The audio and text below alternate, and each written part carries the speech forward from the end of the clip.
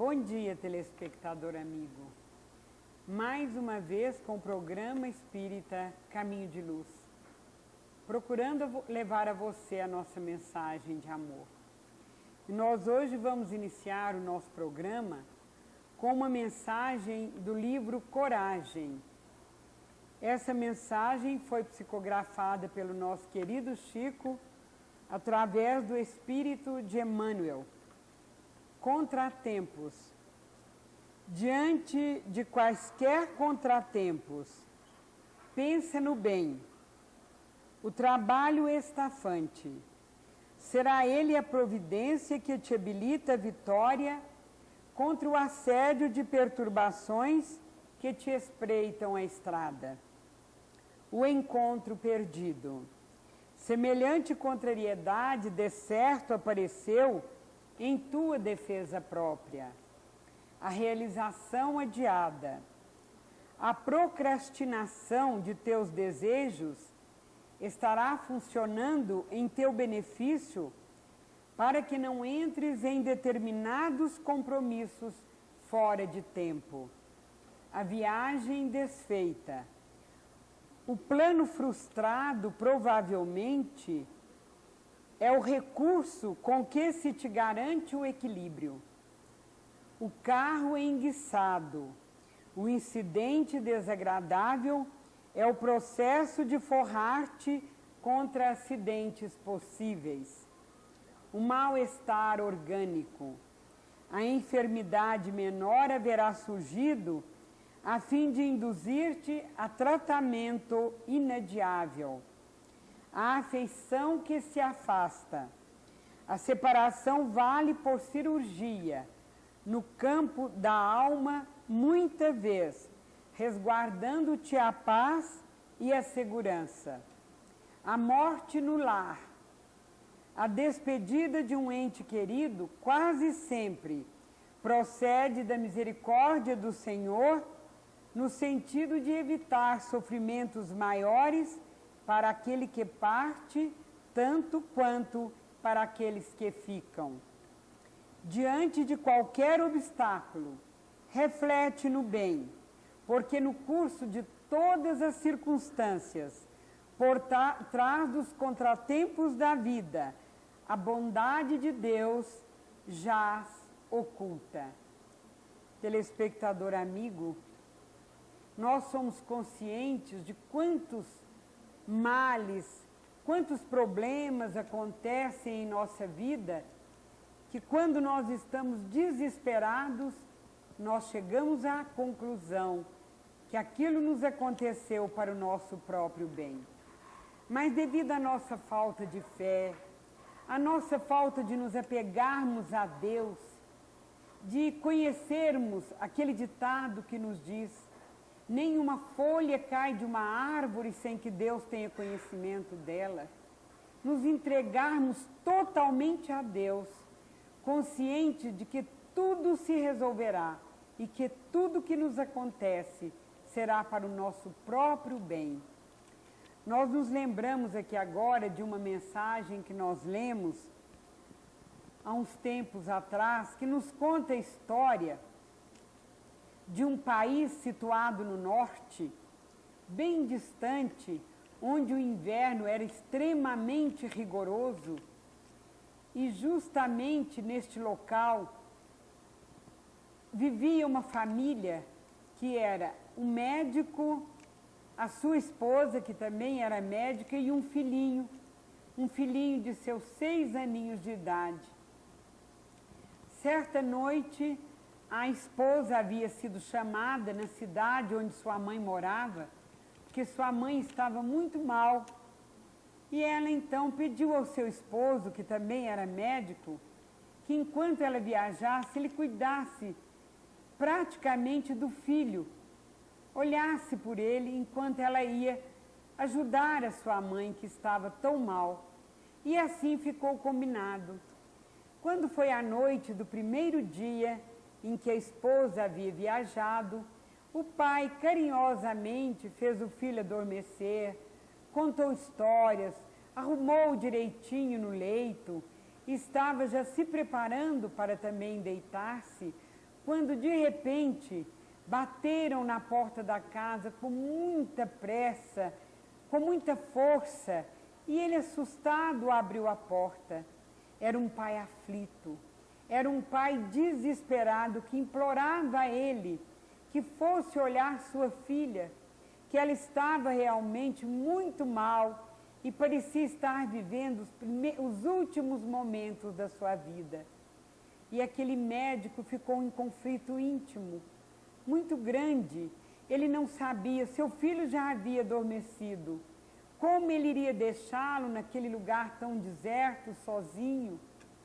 Mas como também ele deixaria aquele pai tão aflito, cuja filha estava nas portas da morte?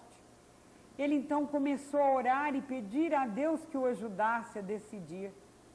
E quando o pai explicou a ele o estado da sua filha, ele pensou: meu filho está tão bem, eu vou entregá-lo a Deus e vou ajudar a esse pai tão aflito.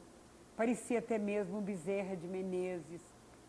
E ele então deixou o seu filho ali arrumadinho, trancou bem a casa, olhou bastante se estava tudo bem e entrou por aquela floresta afora que ele teria que atravessar para ir acudir àquela criança. Pegou o seu trenó, chamou os seus cães e colocou-se na estrada. Foi correndo, levando os remédios necessários àquela criança. Lá ele ficou durante todo o tempo necessário até verificar o efeito dos remédios do tratamento que ele havia dado à criança. Já era altas horas da noite, quando ele percebeu que a criança já estava fora de perigo. Ele despediu-se do dono da casa, que, agradecido, pedia a Deus por ele, para que ele voltasse bem feliz para casa. Quando ele novamente pegou o seu trenó, que ele entrou na floresta, ele ouviu os ruivos de lobos. Ele ficou desesperado. Batia, chicoteava os cães para que eles corressem o máximo que pudessem. Em muitas horas ele chegava até mesmo percebendo aquele mundo de lobos que vinha para o seu lado. Ele então blasfemava contra Deus. Chegava até mesmo a dizer: mas que pai misericordioso é esse, que eu saí de casa deixando meu filho só para acudir uma criança naquele estado tão triste, e ele permitir que os lobos venham até a mim? E ele chicoteava os cães, e os cães corriam desesperados até que ele chegasse próximo de sua casa, e os cães voltaram para a floresta. Ao chegar alguns metros próximo de sua casa, ele percebeu que a sua casa estava incendiando-se. Desesperado, ele pensava: nesse momento meu filho já deve ter morrido. Acabou de chegar, e qual não foi a sua surpresa? Seu filho estava intacto ainda, dormindo aquele sono maravilhoso. E ele aproximou-se desesperado, conseguiu livrar seu filho do incêndio de sua própria casa. Logo depois ele pensava consigo: como Deus foi misericordioso comigo. Se não fossem aqueles lobos, eu talvez tivesse voltado devagar, devido ao meu cansaço, e já não mais pegaria meu filho com vida. Ali mesmo ele ajoelhou-se e agradeceu a Deus a bênção da vida e aquela oportunidade de ter podido ajudar aquela criança e ainda encontrar seu filho são e salvo. Assim somos nós, telespectador amigo.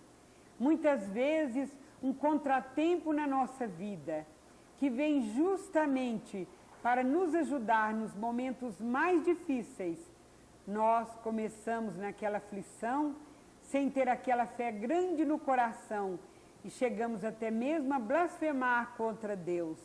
Quantas vezes são os males que vêm para o nosso próprio bem. E com vocês, o nosso querido Sr. Duraide. Bom dia, amigos, mais uma vez. Esta lição exige de cada um de nós uma certa reflexão. Vamos verificar que, na verdade, todos nós encarnamos com uma única missão: um único objetivo: crescer espiritualmente. Não fosse a necessidade do crescimento espiritual, e não haveria razão de ser a própria vida. Todos nós encarnamos para crescer espiritualmente. E crescer o ser imortal que somos nós, espíritos eternos. Nós chegamos na carne, adquirimos este corpo e vamos desfilar pelo mundo, passando por várias situações, vários momentos difíceis, uns menos difíceis, outros mais difíceis ainda, outros. E todas essas dificuldades, em síntese, vão realmente representar os obstáculos necessários para o nosso aprendizado. Ao nos libertarmos de uma dificuldade, nos aprontamos para vir outra. E elas vão surgindo uma após outra e nós vamos vencendo cada etapa. Assim a noite vence o dia. Assim o dia vai de encontro à noite. A vida está a nos provar cada vez mais esta realidade única, exclusiva. Estamos encarnados para crescer espiritualmente. Mas nós nos apegamos tanto à vida material, achamos tão importante a vida na matéria, ela tem tamanho poder sobre nós que nós achamos que estamos aqui para crescer fisicamente, para conquistar bens materiais, para ganhar poder na terra, para ganhar a admiração de todos dentro do campo da matéria apenas e tão somente. E isto realmente nos faz ficar fanáticos também, fanáticos pela vida. Nos fanatizamos tanto pela vida que esquecemos a vida espiritual. E nós temos as duas vidas, vida na matéria e vida no espírito. O espírito é um só, a vida é uma só. É que hora nós estamos dentro da matéria e hora nós estamos no mundo espiritual, fora da matéria. O que vale é realmente a vida espiritual, porque a matéria é um grande momento, marcante momento, e haveremos de voltar tantas vezes quanto for necessário. Voltaremos 1, 2, 10, 20, 100, 50, 1000 vezes, se for preciso, para crescer, para evoluir.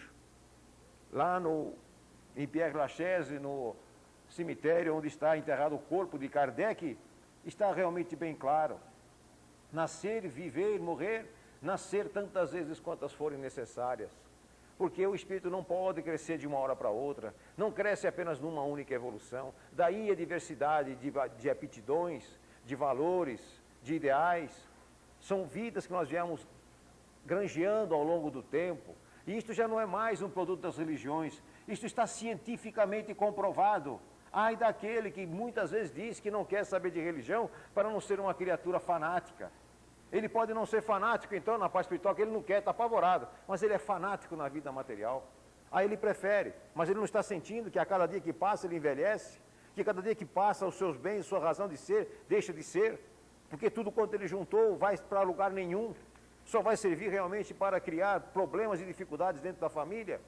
O que não quer dizer que nós não devemos ter as coisas, absolutamente não, mas é preciso que a gente venha buscar aquilo que é a causa maior e primeira da nossa encarnação na Terra, a nossa evolução espiritual. Por isso nós temos medo das dificuldades. Quando surgem os reveses, quando surge um obstáculo na nossa vida, nós já começamos a atribuir isso ao sobrenatural. É o azar, é o olhar do gordo do outro, é a inveja que tem para cima de mim, mandaram fazer alguma coisa para mim, e eu nunca fiz nada. E eu, como é que eu fiz? O que eu faço pela vida?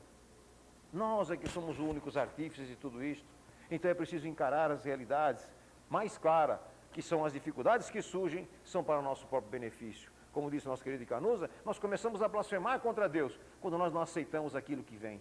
É claro que nós vamos evitar todo o possível para não fazer nada e para nada acontecer errado.